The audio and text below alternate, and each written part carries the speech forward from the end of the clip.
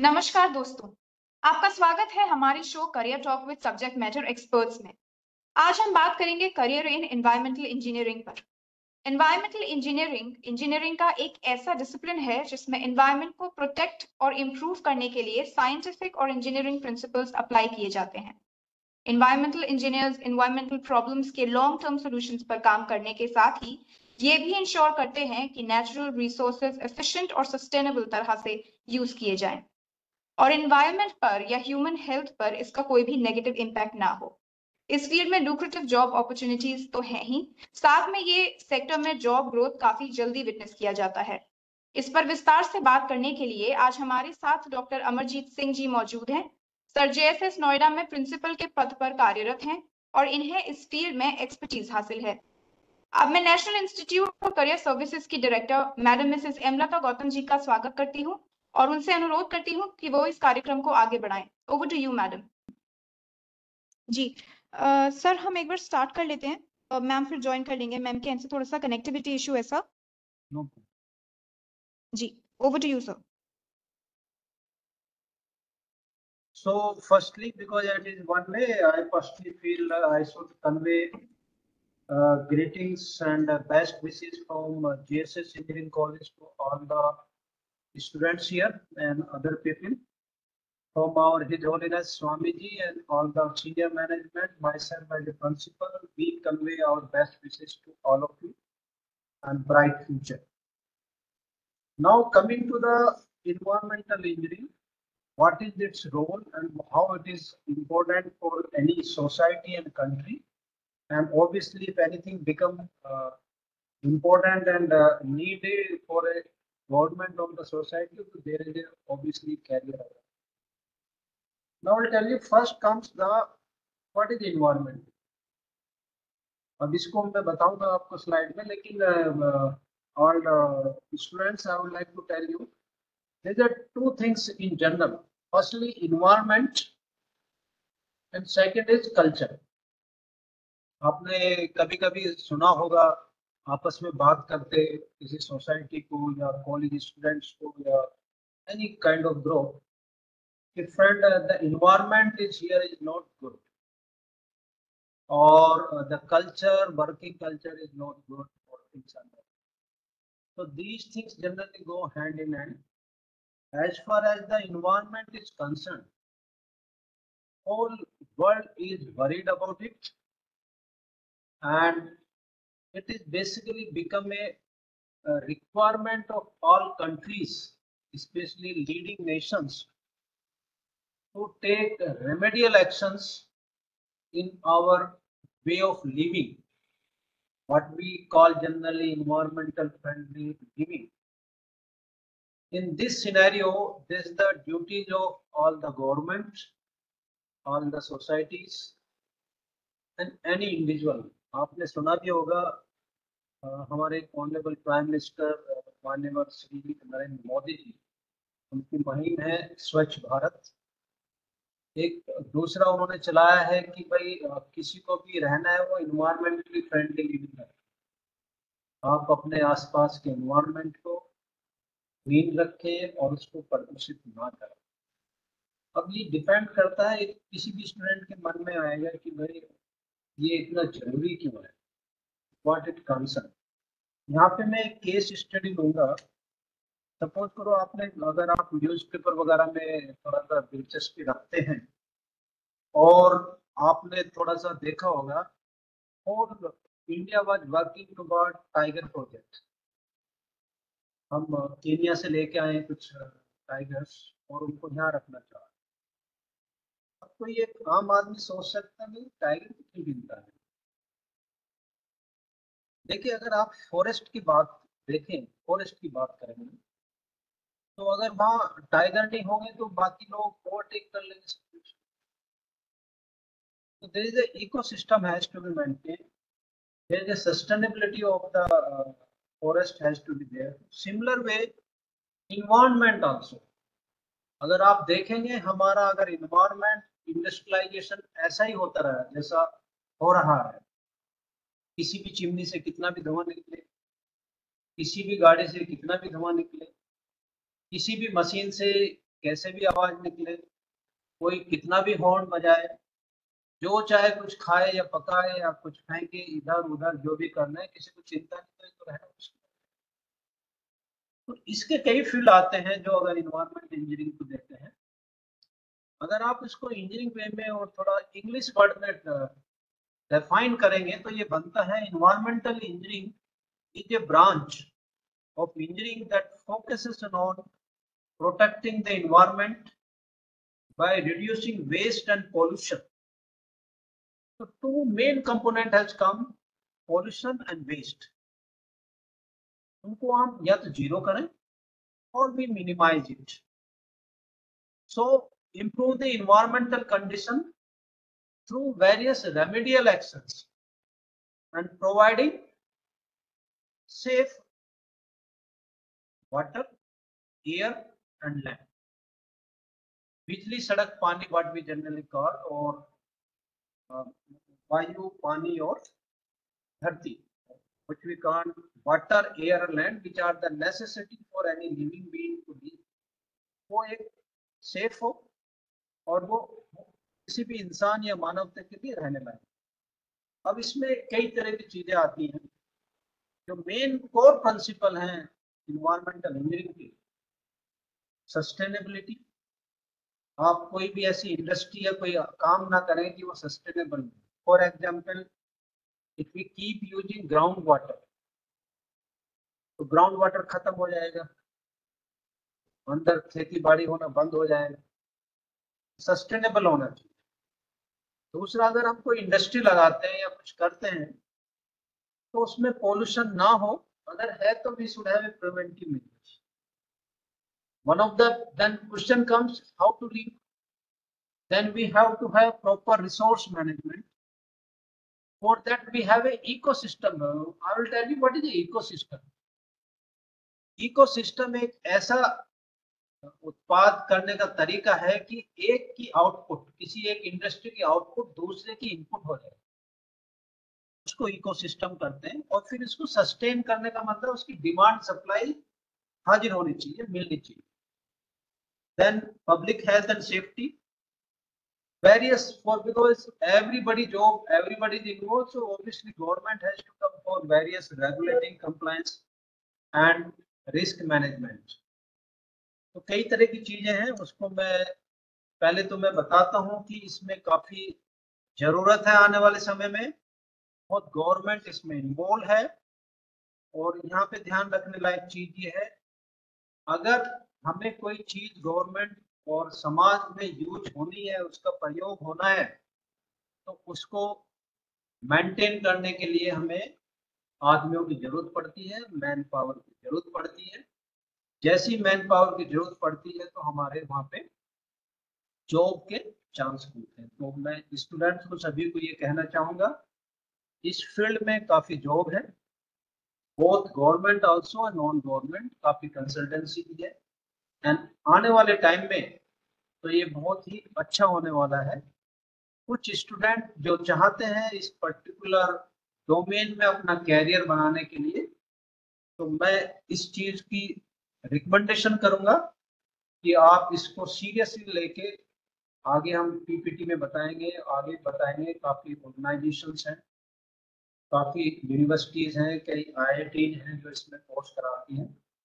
अगर कुछ स्टूडेंट इच्छुक हैं इसके आगे ले जाने के लिए, जिससे उनका कैरियर बने इस क्षेत्र में पढ़ाई करने के लिए, एक्सपर्टाइज करने के साथ साथ, तो इसमें काफी अच्छा स्कोप है। इसके साथ मैं चाहूंगा कि आप, मैं थोड़ा आपको पीपीटी पे लेके चलूं और फिर वहां से थोड़ा सा संवाद करें। That's okay. Now Akanksha will go to PPT.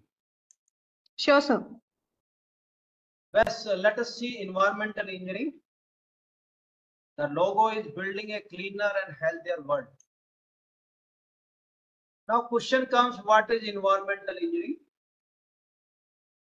So put in words, already told, environmental engineering is a field dedicated to protecting the health of our planet and its inhabitants, mainly humans or even non-human living entities or animals and other parts, Through the integration of science and engineering principles, environmental engineers devise solutions to address the ecological issues. So here the roles of the engineer of the environmental domain. Their work is crucial in building a resilient infrastructure that coexist with nature, ensuring the healthier environment for all. Now, environmental engineering merging the principle of biological, chemistry and physics to develop solutions that will protect human health, improve the environmental quality and achieve sustainable environmental management. This means ये engineering एक ऐसा domain है जो हमारी engineering field को biology, chemistry, physics और कई और इंजीनियरिंग को मिला के इस तरह का माहौल बनाती है जिससे कि ह्यूमन हेल्थ प्रोटेक्ट हो जाए और हमारा इन्वायरमेंट की क्वालिटी इंप्रूव हो और जिसको हम ठीक से मैनेज करके हमारी ये दुनिया ठीक ठाक चलती रहे. This field focuses on designing systems and technologies that manage water resource, treat wastewater, control pollution, manage solid and hazardous waste, and remediate sites impact on the waste. बहुत से ऐसे प्रोजेक्ट साइट हैं जहाँ पे वेस्ट होता है उनका भी थोड़ा सा इसको कंट्रोल करता है ये फिर. It encompasses a wide array of practices, including a design of drinking water. आपने घरों में बहुत से RO वाटर और कई कंपनी में प्लांट देखे होंगे. Even air pollution, especially Delhi NCR, every house is looking for a air purifier. And बहुत से इकोलॉजिकल रेस्टोरेशन है. तो ये सब प्रोसेस इसमें आगे आएंगे. अब क्वेश्चन आता है कि इन्वायरमेंटल इंजीनियरिंग की क्यों जरूरत है. ये मैं ऑलरेडी बता चुका हूँ कि हमें सस्टेनेबल डेवलपमेंट की जरूरत है. इसलिए इन्वायरमेंटल इंजीनियरिंग एक बहुत ही इम्पोर्टेंट एंड महत्वपूर्ण सब्जेक्ट है किसी भी सोसाइटी का, किसी भी घर का, किसी भी नेशन का, किसी भी what you can say individual का. तो इसमें कोई दो राय नहीं है कि इन्वायरमेंटल इंजीनियरिंग एक नेसेसरी और बहुत ही इम्पोर्टेंट फैक्टर है. इसको जानना और इसमें कैरियर बनाना एक अच्छा पाथ का ऑप्शन है हमारे पास. One of the reason we have to protect our planet and communities. आपने देखा होगा अगर कहीं पे बहुत ज्यादा फैक्ट्री है, धुआं है, तो we can't find fully grown up our trees and plants. There's effect on that also. Forget about the living of plants or other animals. So it becomes very, very important for environmental engineering practitioners कि they should protect any damage, any activity which is damaging the living of planets and communities. अब आप देखेंगे अगर इस slide में देख पा रहे होंगे हमारे स्टूडेंट, इन्वायरमेंटल इंजीनियरिंग और कंपोनेंट्स क्या है. सेंटर में आप देख रहे होंगे एक डंबल इन्वायरमेंटल इंजीनियरिंग है. उसके टॉप से चलेंगे तो बहुत सी काम होते हैं जिसमें पॉल्यूशन हो, तो हमें रेगुलेशन चाहिए, गवर्नमेंट की इंस्ट्रक्शन चाहिए, यानी कोई कुछ भी शुरू कर देगा. Then we come to right side environmental project management. यहाँ पे मैं चाहूंगा कि आपने देखा होगा कोई भी बड़ा highway, metros, even big building, university आती है तो वहाँ इन्वायरमेंटल मिनिस्ट्री से NOC लेना पड़ता है. इसका भी मैं लाइव एग्जांपल दूंगा. From A town Modi Nagar, Muradnagar, there is a canal going up to Haridwar. That particular project is lying since 10 years. Now it got clearance for environmental engineering, where we have to cut almost many lakh trees,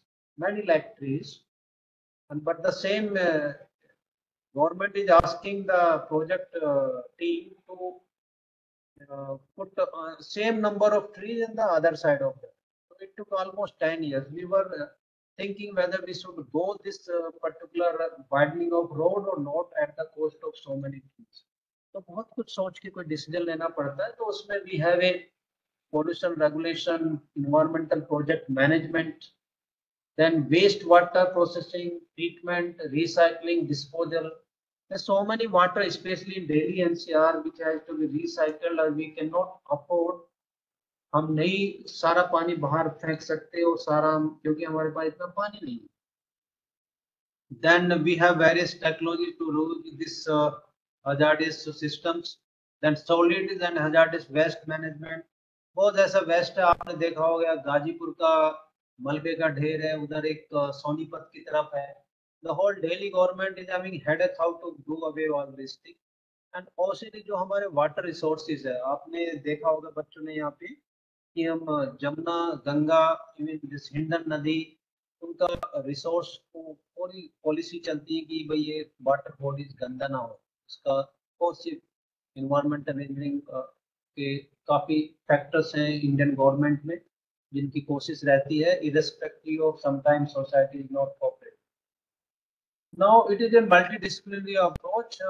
If you are able to see what you say, life sciences also have to play a role in this environmental study. इसमें biology, chemistry, microbiology, and even physics comes. Physical sciences, chemistry, earth science, atmospheric science, oceanography, geography, modeling बहुत होती है इसमें, mathematics, statistics, computer science, various science, civil engineering, chemical engineering, hydraulics, nanotechnology, so many things. If you get some management also, economics, sociology, law, education, management, mass communication, you name anything, all domain students can take active part in this particular environmental engineering or this kind of domain where the plenty work is there, plenty jobs are also. Now, what are the environmental engineering in combating climate change? There are so many things. I'll just read heading: greenhouse gas reduction, energy efficiency. देखिए renewable energy बहुत transition चल रहा है आजकल, आप एक energy को दूसरी एनर्जी में करो. Carbon capture, sustainable transportation. हम तो चाह रहे हैं कि गाड़ी चले, कार चले, वो कार खुद की खुद अपने चलते चलते बैटरी को चार्ज करते रहे, तो किसी रिचार्जिंग की जरूरत नहीं कहीं. There is a concept is coming, green building, climate change mitigation. बहुत से law enforcement agency है जिसमें वहाँ जरूरत पड़ेगी. And the various we can do R&D for innovative solutions. Now various strategy and solutions to have this environmental engineering and our environmental in control. There is a waste management technique. I'm telling you, this is one of the headache for any municipality corporation for waste management of a particular district or city. So a lot of manpower required, a lot of people are required, a lot of officers are required to manage this. Then we have a reforestation project. अगर कहीं पे cut हो गया तो हमें दूसरे और पेड़ लगाने, तो हमें फॉरेस्टेशन करना है. कई जगह देखा होगा बहुत सी बाढ़ आ जाती है, specially our east and Bihar side, तो soil conservation. Then we need to have eco-friendly material. We need to have policy advocacy, public awareness. लोगों को पढ़ाने में बहुत लोगों की जरूरत है कि भाई you should live environmental friendly. Then cross-disciplinary collaboration. We have to have a one particular group of people which make each other to understand from one particular domain to discipline to another domain. Otherwise, one thing why I should follow this is not required for me. But we have to educate them. Now, if you see this environmental engineering grant challenge, there's a lot of challenge. I will skip this slide, but I'll tell you there are a lot of challenge from international, national, and the social. So this has to be integrated properly, so the impact of these efforts come positive way, and our government get the benefit, our society get the benefit, and ultimately the individual get the benefit. Now there is a waste management strategy. I will not take much time on this. I'll just tell you there are a lot of strategy on paper. Sustainable system. We should have an innovative recycling. Waste to energy. यहाँ पे थोड़ा सा बच्चे, अगर some students कुछ want to, they can generate energy from the waste system. Lot of government help is there in that if some innovative idea. Then the community involvement, policy and regulation, technology integration is one thing. In the waste management, various technology can be used so the waste can be managed efficiently and effectively, cost effective manner. Then what do you mean by sustainable practices? There has to be eco friendly disposal. देखो ध्यान रखना, मैंने अपने घर का कूड़ा उठा के दूसरे घर पे उठा के रख दिया, ये कोई थोड़ी है, then they will have difficulty. There has to be some system eco-friendly disposal of this waste in such a manner it can be digested in the day-to-day living of the society and in the government agency. Organic waste utilization. We should utilize this waste in organic manner. Zero waste goals. Our technology in production should be there should not be any waste. So this again a very big challenge for the technological engineers when they develop the product. The input should be such, the process should be such. At the output, generally there should not be any waste. So there should be zero waste goal, and there has to be life cycle. After a particular life, the waste will become ineffective automatically. I'll say water quality management. We all use water in house. So managing the quality of this water is also a big challenge. There is advanced treatment technologies coming. Every house is having RO and all, mostly especially in urban areas. And we have a contaminant monitoring in various places, watershed management, sustainable agriculture practices. There should not be unnecessary water wasted in agriculture field also. Industrial effluent treatment also, हमारी industry से बहुत सा ऐसा पानी निकलता है कि जो किसी लायक नहीं और बहुत खतरनाक होता है, उसके भी ट्रीटमेंट की जरूरत होती है और पब्लिक हेल्थ प्रोटेक्शन की भी जरूरत होती है। Preserving our most vital resources, ये बहुत जरूरी है हमारा, जिसमें we have to put all conservation efforts, we have to reach people to educate them, we have to make a ecosystem, and obviously government has to work with the help of some rules, regulation and law. There has to be some penalty and fines if people are not following some vital instructions. Now अब देखते हैं आपके student का ये बहुत ध्यान से सुने आप सभी कि भाई कहाँ कहाँ हमें अपॉर्चुनिटी मिल सकती काम के लिए, जॉब के लिए, और यानी कि देखिए पब्लिक सेक्टर रोल्स, बड़ी बड़ी कंपनियां हैं, बड़ी बड़ी है, वहाँ पे इन्वायरमेंटल बहुत दिक्कत होती है, उनके वेस्ट होते हैं बहुत, उनको करने के लिए मैनेजमेंट टीम होती है, वहाँ पे हमें इंसान काफ़ी इंजीनियर्स की जरूरत पड़ती है जो इन्वायरमेंटल इंजीनियरिंग, अगर किसी ने इन्वायरमेंटल इंजीनियरिंग की बीटेक है या एमटेक है या कोई और पीजी या यूजी डिग्री है तो उसका फायदा होता है थोड़ा। वो अगर किसी बिजनेस साइड में जाते हैं, आजकल कई लोग बहुत छोटी छोटी कंपनियां एमएसएमईज, उनको जरूरत होती है कि हमें कुछ लोग आके बताएं, एक्सपर्ट किस तरह इस पर्टिकुलर प्रॉब्लम से निपटा जाए, तो कंसल्टेंसी सर्विसेज होती है। There is always research and development, whether it is a water technology, whether it is waste management technology, there is always efforts to give a new machine, new technology to handle this particular thing. There are NGOs also, they supported various profit group houses who without any charge they keep helping people and society to handle this. वहाँ भी लोगों की जरूरत होती है, private industry में जरूरत होती है, स्पेशली वेरियस यूनिवर्सिटी और एकेडमिया है, आप टीचर भी बन सकते हैं, प्रोफेसर बन सकते हैं इस पर्टिकुलर फील्ड में। आप देखिए एंट्री लेवल पे, मिडिल लेवल पे, सीनियर लेवल पे और मैनेजमेंट लेवल पे और लीडरशिप पे, अगर आप इस मैट्रिक्स को देख पा रहे हैं किस तरह से इसमें कैरियर जाता है। एंट्री लेवल पे जूनियर इन्वायरमेंट इंजीनियर चाहिए होता है, इन्वायरमेंटल एनालिस्ट चाहता होता है, वाटर क्वालिटी टेक्नीशियन चाहता है, the companies and society need air quality technicians, then environmental consultant assistant. In next, after certain experience, they become project engineer, compliance specialist, water resource specialist, air quality specialist, air environmental health and safety specialist, and remedial engineer.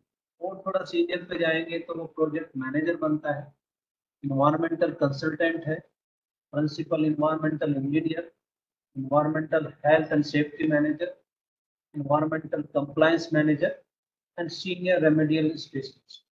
और थोड़ा सा आप और senior पे जाएंगे तो management side में आ जाते हैं, chief environmental officer, chief sustainability officer, environmental engineering department है।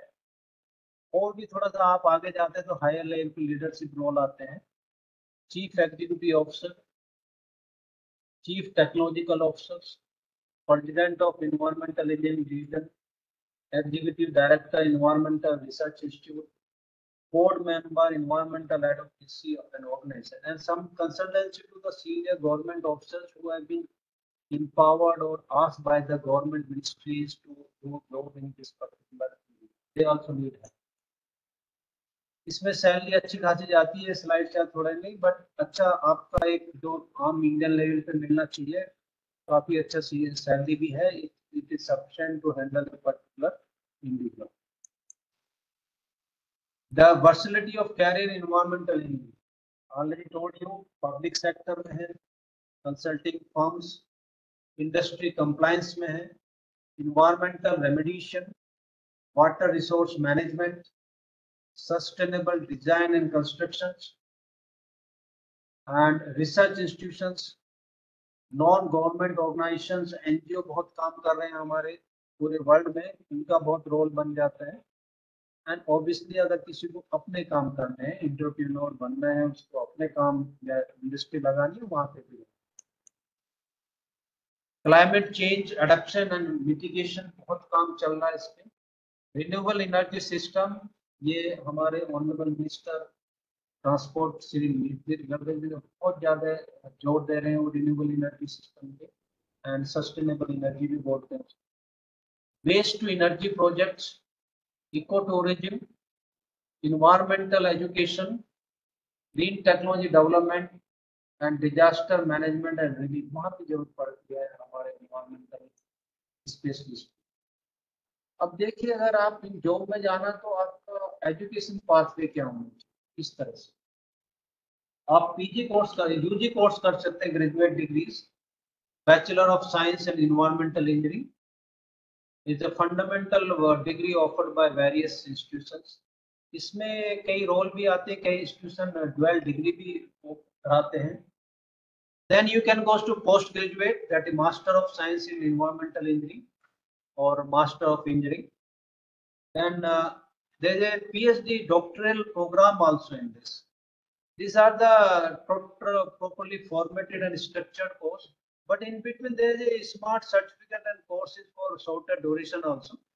That also helps some individual, उसमें भी वो किसी बच्चे को या स्टूडेंट को हेल्प करेगा अगर वहाँ उनको अपना कैरियर बनाने की थोड़ी सी इच्छा है और वहाँ उनको फायदा होगा इन certificate. Now I will not go, but इसमें हम क्या करते हैं जब करिकुलम बनाते हैं या सिलेबस बनाते हैं या कोर्स बनाते हैं तो उसका बैकग्राउंड डेवलपमेंट देखते हैं, उसकी बेसिक अंडरस्टैंडिंग करते हैं और उसके बाद उसको ऐसे एबिलिटी डिप्लॉय करते हैं कि जिससे कि बच्चे की या स्टूडेंट की थोड़ा स्किल सेट बढ़े। वो outcome based education type, after this degree certificate they become employable in this particular role. वो बहुत है कि वो ये पर्टिकुलर स्लाइड उस तरफ इशारा करता है, अगर कोई टीचर है इसमें तो वो इस पे ध्यान दे सकते हैं। स्पेशलाइजेशन कहाँ का हो सकता है, देखिए वाटर रिसोर्स इंजीनियरिंग है हमारे पास, एयर क्वालिटी इंजीनियरिंग है, environmental health and safety, sustainable energy systems है, environmental biotechnology, geotechnical engineering and interdisciplinary opportunities भी। और इसके साथ साथ प्रोफेशनल डेवलपमेंट के भी हमारे अपने चांस रहते हैं। वेरियस ऑर्गेनाइजेशन है, स्पेशली नेरी है, national environmental engineering research organisation, और central public health environmental engineering, they are the leading government institution which are helping us in this. Why choose a career of environmental engineering?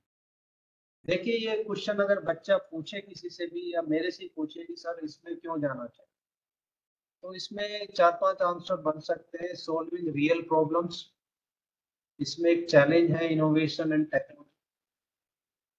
आपको याद होगा अगर किसी बच्चे के ध्यान है, हमारे इजराइल के प्राइम मिनिस्टर आए थे यहाँ पे, उन्होंने एक ऐसी मशीन है इजराइल में जो सीधा तालाब या समुद्र से पानी में चलाओ, वो पीने का पानी निकालती। और उस मशीन को वहां जाके ऑपरेट करते हो, जो ऑपरेट आएगा, पानी आएगा, उससे आउटपुट, उसको आप ठीक से खाने पीने के लिए यूज कर सकते हो। तो टेक्नोलॉजी होनी चाहिए। Positive environmental impact, interdisciplinary field है, ग्रोइंग फील्ड है, बहुत ज्यादा अपॉर्चुनिटी है, नेशनल भी और ग्लोबल अपॉर्चुनिटीज, और पर्सनल फुलफिलमेंट भी है।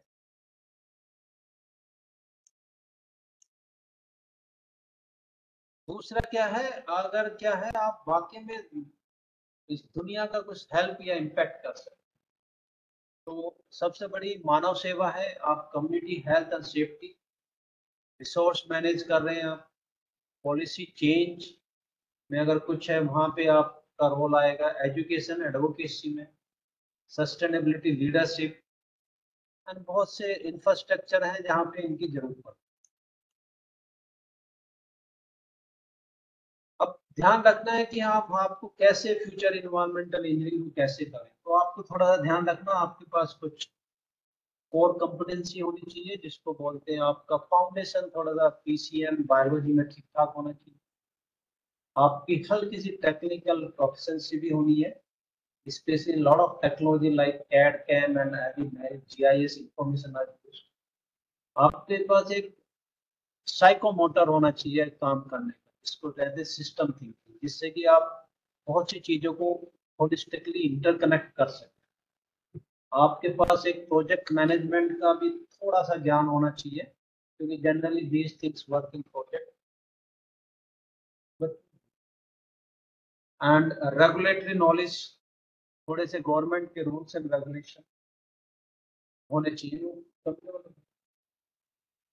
आपके पास कम्युनिकेशन स्किल्स, एंड सबसे ज्यादा जरूरी है ये स्टूडेंट को मैं कहना चाहूंगा, इथिकल रेस्पॉन्सिबिलिटी। कोई भी काम किसी भी लेवल पे कोई भी इंसान ऐसा काम ना करे जो गलत है, जो समाज, देश और इस धरती के लिए ठीक नहीं है वो काम।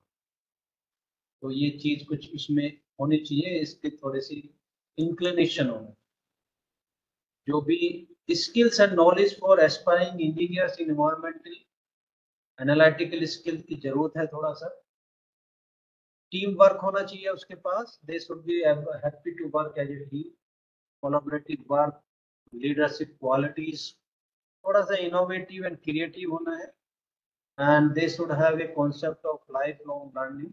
एक बार सीख लिया तो थोड़ा भूलना नहीं है, एंड किसी भी नए सिस्टम को अच्छी तरह से जल्दी से अडेप्ट करने की काबिलियत होनी चाहिए। तो ये थोड़ा सा ग्लोबल इम्पैक्ट सक्सेस स्टोरी है, इसको मैं थोड़ा सा स्किप कर देता हूँ। To conclude that this sustainable engineering and this particular domain is basically a pioneers for innovation. आप अच्छे से कोई ना कोई चीज इजाद कीजिएगा और डेवलप कीजिएगा नए तरीके, जिससे कि हम ये जो भी इन्वायरमेंट हमारा ग्रीन रहे और क्लीन रहे और स्वच्छ रहे और मानवता के लिए बहुत अच्छा रहे।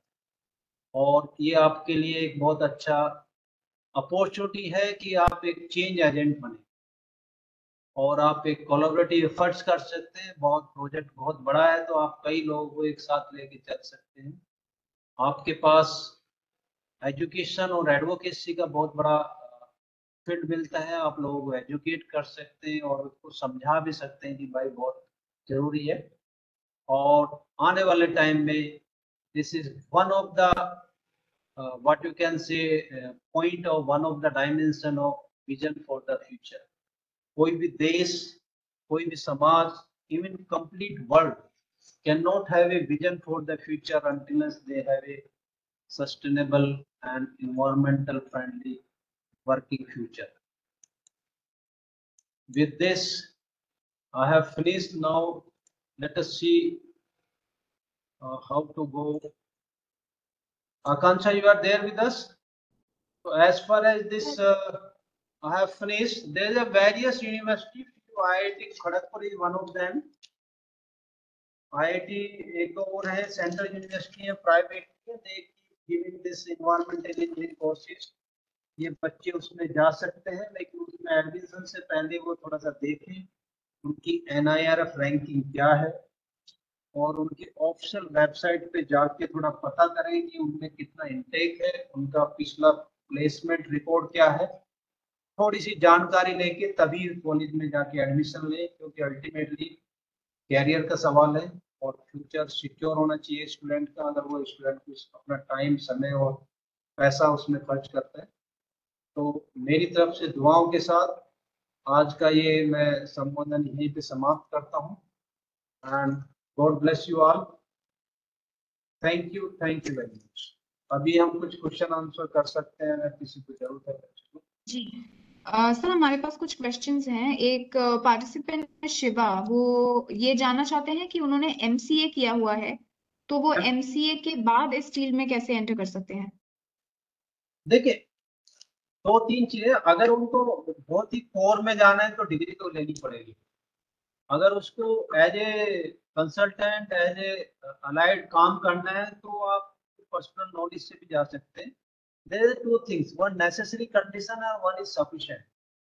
अगर किसी कंपनी ने या किसी सेगमेंट ने या किसी पर्टिकुलर एनजीओ ने या पर्टिकुलर इनका का वो डिमांड है कि भाई आपके पास डिग्री यूजी या पीजी जो भी मांग रहे हैं वो इन्वायरमेंटल इंजीनियरिंग में ही है, तो फिर वो एमसीए तो नहीं चलेगा, तो इन्वायरमेंटल इंजीनियरिंग की डिग्री चाहिए अगर उनकी नेसेसरी कंडीशन। उसके बाद आता सफिशिएंट। जरूरी नहीं कि आपके पास डिग्री है और आप उसमें काम कर पा रहे हो, आपको नॉलेज भी होना जरूरी है। तो बहुत से ऐसे फील्ड हैं, बहुत सी ऐसी जगह है, अगर आपके पास डिग्री भी नहीं है उसके बाद भी अगर आपको सब्जेक्ट की नॉलेज है आप सक्सेसफुल हो सकते हैं। ये अपना प्राइवेट वेंचर भी कर सकते हैं। बहुत सी वाटर टेक्नोलॉजी है, वाटर मैनेजमेंट है, सॉलिड वेस्ट मैनेजमेंट है, even our water body like rivers and various things are there. Government is also working. And apart from, I think she can check, or he or she, the student can check IGNO. IGNO might be offering some course on this. They can, so that also recognize courses from IGNO. Over to your concern. जी sir, एक participant Sanjeev ji, वो ये जानना चाहते हैं कि अगर कोई पब्लिक हेल्थ प्रोफेशनल है और इस फील्ड में जाना चाहता है, तो उसके लिए क्या स्कोप है? नहीं, पब्लिक हेल्थ का तो पूरी दुनिया बीमार चल रही है। ओनली थिंग जो उनको करना क्या है, क्योंकि पब्लिक हेल्थ एक बहुत बड़ा डोमेन हो गया ना, वो करना है पब्लिक हेल्थ। तो यह है कि वो किसी, सपोज करो म्यूनिसिपैलिटी में जाएंगे, वो देखेंगे भाई पूरे शहर का वाटर जो वो हेल्दी वाटर जाए, मैंने यहाँ कॉपरेट कर, तो उसको वाटर मैनेजमेंट आनी चाहिए, उसकी टेक्नोलॉजी क्या है वो आनी चाहिए। या अगर उसको जाना है कि नहीं मैं कैंट आ रहा हूँ या दूर से आ रहा हूँ, उस कंपनी में काम करते, अब पब्लिक हेल्थ के तो बहुत डोमिनेंट, तो anything you are eating, anything you are drinking, anything you are living, anything you are inhaling और एक्सेलिंग, अगर वो चाह रहे हैं कि मैं एयर प्यूरिफायर में काम, तो वो फिर एयर प्यूरिफायर कंपनी में जाएंगे। बहुत डोमेन है, बट पिन पॉइंट करना ही पड़ेगा। They can not be open until they are having own venture, कि मैं अपनी कंपनी डालूंगा, मैं अपने एयर प्योरीफायर भी बनाऊंगा, वाटर प्योरीफायर भी बनाऊंगा, वेस्ट मैनेजमेंट के भी इक्विपमेंट बनाऊंगा, वो ही करेगा। तो बहुत प्रॉब्लम। जी सर। सर, एक पार्टिसिपेंट है नेहा, वो ये जानना चाहती हैं कि इस फील्ड में एंट्री लेवल की पोजीशंस की सैलरी क्या होती है? देखो सैलरी तो डिपेंड करता, मेरे ख्याल में 20-30-40 हज़ार से ज्यादा मिलेगा तो वो हाई एंड है। बल्कि 40-50 पे देते हैं अगर आप यूटी के पास किसी अच्छी कंपनी में जाएंगे, जैसे ये आपका ये हो गया कैंट आर हो गया, और कई बार, या कोई वेस्ट मैनेजमेंट की कंपनी। तो डिपेंड करता व्हाट काइंड ऑफ सेगमेंट और स्लॉट और what kind of things are going. But generally जो एक आज को इमीडिएट मिलता है 40-50 के करीब वो। जी सर, एक पार्टिसिपेंट है राहुल, वो ये जानना चाहते हैं कि इस सेक्टर में सबसे पॉपुलर जॉब रोल्स क्या क्या हैं? नहीं, जॉब रोल तो इसमें से जो पॉपुलर जॉब रोल आया था, एक तो दो में बहुत ज्यादा आता है, एक तो वेस्ट मैनेजमेंट और दूसरा वाटर मैनेजमेंट। तो आजकल हर आदमी क्लीन वाटर पीना चाहता है, और पर हर आदमी चाहता है कि वेस्ट ना हो कहीं भी। हमकी गवर्नमेंट भी बहुत ज्यादा ऑफेंसिव है इस मामले में। तो ये तीन चीज, दो चीज तुरंत आती है, वेस्ट मैनेजमेंट एंड, देखिए कंट्री खुद, दिल्ली गवर्नमेंट खुद परेशान है how to handle the waste. बहुत ज्यादा टेक्नोलॉजी भी चाहिए, मैन पावर भी चाहिए, इनोवेटिव आइडिया भी चाहिए। तो अगर वो कुछ ऐसा आइडिया लेके आ सकते हैं राहुल जी, जिससे गवर्नमेंट की समस्या ही खत्म हो जाए वेस्ट मैनेजमेंट की, तो बी वेरी पॉइंटेड। जी सर, क्वेश्चंस तो हमारे पास इतने ही थे। जी सर, हमारी डायरेक्टर मैडम ने ज्वाइन कर लिया है। मैं मैडम से रिक्वेस्ट करूंगी कि अब मैम इस बारे में कुछ बोलें। थैंक यू आकांक्षा। सबसे पहले मैं बहुत बहुत स्वागत करती हूँ सिंह साहब आपका। अच्छे सब्जेक्ट पर इतने बारीकी से समझाया हमारे सभी लोगों को, जितने भी यंग प्रोफेशनल्स जुड़े थे। एंड ये जो टॉपिक आपने दिया है ये आज की डेट की जो नीड है उसके अकॉर्डिंग है। और जिस तरह से सभी बच्चों ने क्वेश्चन पूछे हैं और इसमें इंटरेस्ट दिखाया है, मुझे नहीं लगता है कि कोई भी आपके इस प्रोग्राम से प्रभावित नहीं हुआ होगा।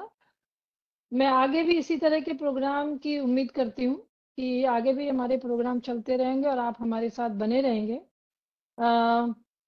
ये जो प्रोग्राम है ये शायद आपको ब्रीफ किया गया होगा कि ये जो हमारा एनसीएस पोर्टल है, ये हमारे देश की जितने भी युवा हैं उनके लिए रोजगार की एक डिजिटल प्लेटफॉर्म है और उसी के अंडर में अक्रॉस इंडिया सारी सुविधाएं देने के लिए हमारे मॉडल कैरियर सेंटर काम कर रहे हैं। और मॉडल कैरियर सेंटर पे जो हमारे रिप्रेजेंटेटिव काम कर रहे हैं एज ए यंग प्रोफेशनल, वो सारे के सारे जो हैं एज ए कैरियर काउंसलर भी रजिस्टर हैं और उनके पास आने वाले जितने लोग हैं वो सभी के सभी जॉब सीकर हैं।